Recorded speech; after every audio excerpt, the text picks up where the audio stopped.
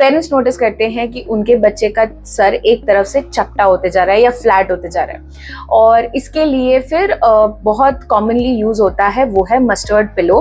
Parents आते हैं, पूछते हैं कि क्या राई का पिलो या मस्टर्ड पिलो हम यूज कर सकते हैं, या क्या मार्केट में मिलने वाला वो जो फोम पिलो है उसको यूज कर सकते हैं। इस फ्लैट हेड को या ये चपटेपन को हम कैसे कम कर सकते हैं, क्या इसका इफेक्ट मेरे बच्चे के ब्रेन ग्रोथ पे पड़ेगा।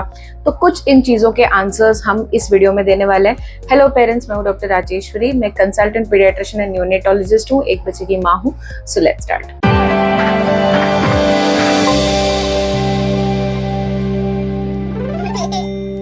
तो ये समझना बहुत जरूरी है कि फ्लैट हेड यानी प्लेजियोसेफेली ये होता क्यों है। तो इसको समझने के लिए आपको ये समझना पड़ेगा कि जो बच्चे हैं जब वो पैदा होते हैं तो आप नोटिस करेंगे कि उनके सर के ऊपर, यानी यहाँ टालू पे बोलते हैं या फोरहेड के एकदम ऊपर के हिस्से में बोलते हैं, यहाँ पे बेबी का नरम भाग होता है यानी सॉफ्ट स्पॉट होता है, ये ओपन होता है। बेसिकली जो स्कल के सूचर्स हैं वो ओपन होते हैं, और वो ओपन इसलिए होते हैं क्योंकि बच्चा जब बर्थ कनाल से पास होता है, यानी कि नॉर्मल डिलीवरी के दौरान बच्चा एक दबाव और प्रेशर के थ्रू गो थ्रू करता है, तो स्कल एक्सपैंड हो सके या आराम से डिलीवरी के प्रोसेस को झेल सके, इसीलिए भगवान ने ऐसा बनाया, यानी नेचर का ऐसा बना हुआ है कि ये हिस्सा है वो फ्यूज नहीं होता। और दूसरा होता है कि बच्चे का जो बोन्स है, यानी जो स्कल का बोन है या बॉडी का कोई भी पार्ट का बोन, वो बहुत नरम होता है, वो बहुत सॉफ्ट होता है। इसके पीछे भी यही रीजन है कि ये बोन को ग्रो होना है, ये काफी ज्यादा चेंजेस गो थ्रू करते हैं। जो बच्चे का ब्रेन है उसको अभी बहुत ग्रो करना है, तो वो अडल्ट ब्रेन कैपेसिटी की तरफ जाने के लिए हेड एक्सपैंड होता है यानी ग्रो करता है, और उसको रेस्ट्रिक्ट ना कर पाए हमारा बोन, इसीलिए बच्चों का स्कल नरम भी होता है और एरियाज में ओपन भी होता है।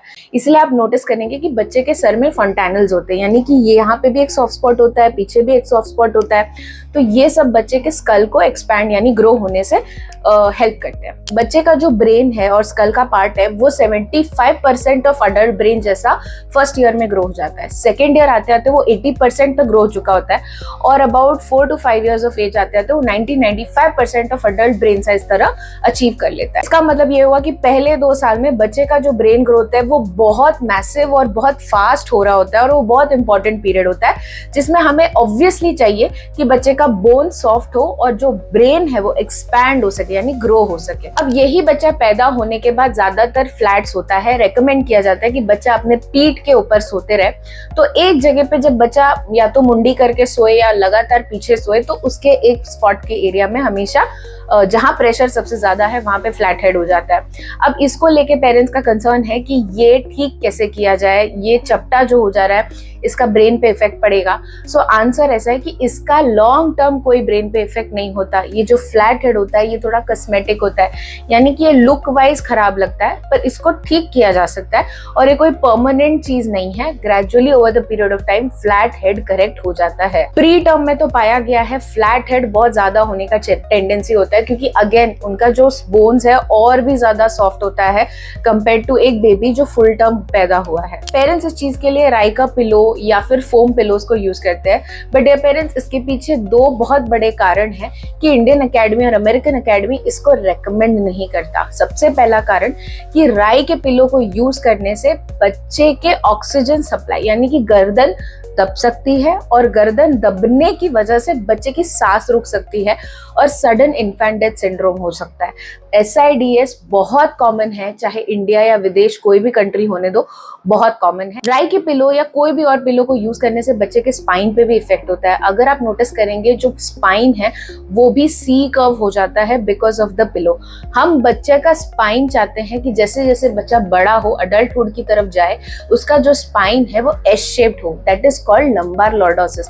ये जो S कर्व स्पाइन है ये बहुत इंपॉर्टेंट है, ताकि हमारी बॉडी का जो इरेक्शन है वो इस S कर्व के ऊपर डिपेंड करता है। बट अगर हम पिलो यूज करते हैं तो हम ये S स्पाइन कर्व को एनकरेज नहीं करते, बल्कि हम एक कर्व C कर्व के स्पाइन को एनकरेज करते हैं, जिसके चलते कुछ बेबीज में इवन डेवलपमेंटल माइलस्टोन्स भी डिले हो सकते हैं। तो इस फ्लैट हेड को करेक्ट करने के लिए आप 2-3 चीजें कर सकते हैं। सबसे पहला है पोजीशन थेरेपी। आप बच्चे को लेफ्ट या राइट पोजीशन पे सुला सकते हैं, यानी कि अगर बच्चे का फ्लैट हेड है ऑन द लेफ्ट साइड तो आप उसको ज्यादातर राइट साइड पे थोड़ा सा प्रेशर आए सर का, ऐसे पोजीशन दे सकते हैं। बच्चा अपना सर राइट साइड शिफ्ट करे, राइट साइड पे प्रेशर डाले। इस चीज को करने के लिए आप उसके सामने या उस पर्टिकुलर एंगल के ऊपर कोई टॉय या अट्रैक्टिव ऑब्जेक्ट रख दे ताकि बच्चा उसको देखते रहे और ऑटोमेटिकली उसका सर उस तरफ टिल्ट हो जाए। सेकेंड थिंग इज एवरी 2 से 3 घंटा जब आप फीडिंग करते हैं, फीडिंग करने के बाद अपने बच्चे को स्लाइटली टिल्ट यानी 30 डिग्रीज तक खाली टिल्ट करके नीचे एक पिलो या चादर का थोड़ा सा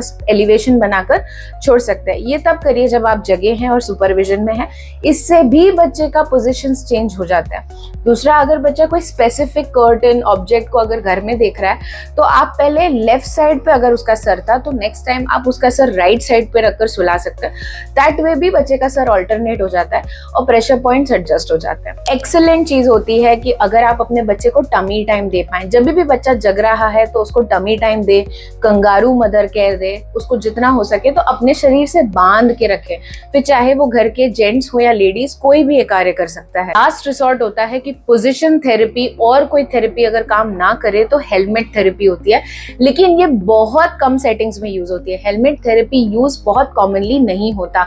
इसके पीछे रीजन ये है कि अंडरस्टैंड पेरेंट्स, अभी हमने डिस्कस किया कि 2 साल की उम्र तक बच्चे का स्कल सॉफ्ट होता है और ब्रेन एक्सपैंड हो रहा है, और 6 से 8 महीने के बीच में बच्चे बैठना खुद ब खुद शुरू कर देते हैं। वो ज्यादातर पेट पे रहना पसंद करते हैं, वो बैठना पसंद करते हैं, क्रॉल करना पसंद करते हैं। तो नेचुरली 6 महीने के बाद बच्चे का पोजीशन ऑफ द हेड यानी कि सर पे प्रेशर की डिपेंडेंसी अपने आप कम हो जाती है। उसके लिए कोई स्पेशल मेहनत ही नहीं करनी होती। तो यानी 6 महीने से लेकर 2 साल की उम्र तक बच्चा खुद ब खुद अपना फ्लैट हेड करेक्ट कर लेता है। आपको इसके लिए कोई मस्टर्ड पिलो या कोई फोम पिलो की जरूरत नहीं है, क्योंकि ये ज्यादा बड़ा खतरा है कि बच्चे को सडन इन्फेंट डेथ हो जाए या उसका स्पाइन अफेक्ट हो जाए। ये ज्यादा बड़ा खतरा है कि पहले 6 महीने में उसका हेड कॉस्मेटिकली आपको अफेक्टेड लग रहा है। उससे तो बेटर है कि आप बेबी को 6 मंथ्स तक पोजीशन दें और उसके बाद नेचुरली बच्चा एक्टिव हो जाता है। पेरेंट्स कहते हैं कि हमने सारी पोजीशंस देख ली, ये हमने सारी थेरेपी करके देख ली, पोजीशन बदल बदल के देख लिया, बच्चे का तो फ्लैट हेड करेक्ट नहीं हो रहा, 2-3 महीने हो गए। Dear parents, flat head correction brain growth के ऊपर डिपेंडेंट है। जैसे जैसे ब्रेन एक्सपैंड होगा फ्लैट हेड अपने आप करेक्ट होता जाएगा। तो बेसिकली अगेन जैसे मैंने कहा, 6 महीने के बाद जब बच्चा एक्टिव हो जाता है, आप नोटिस करेंगे over every 3 to 4 months baby के हेड ग्रोथ में चेंजेस आ रहे होते हैं और नेचुरली उसका फ्लैट हेड करेक्ट हो जाता है। तो ये 1 या 1.5 महीने की बात नहीं है, ये नेचुरल पोजीशन करेक्शन होता है आफ्टर 6 मंथ्स और वो धीरे धीरे होता है ओवर 3 to 4 मंथ्स। अब मार्केट में दुनिया भर के राई के और फोम के पिलोज आ गए, बट स्टडी इन चीजों को या साइंस इन तरह के पिलोज को रेकमेंड नहीं करती क्योंकि ये डेंजरस है। बच्चा खुद ही डिजाइंड है अपना फ्लैट हेड करेक्ट करने के लिए आफ्टर 6 मंथ्स ऑफ एज। तो इस सब चीजों को रिसोर्ट ना करें, और अगर कभी कोई डाउट हो तो अपने पीडियाट्रिशियन से इस चीज को जरूर डिस्कस करें। Thank you so much.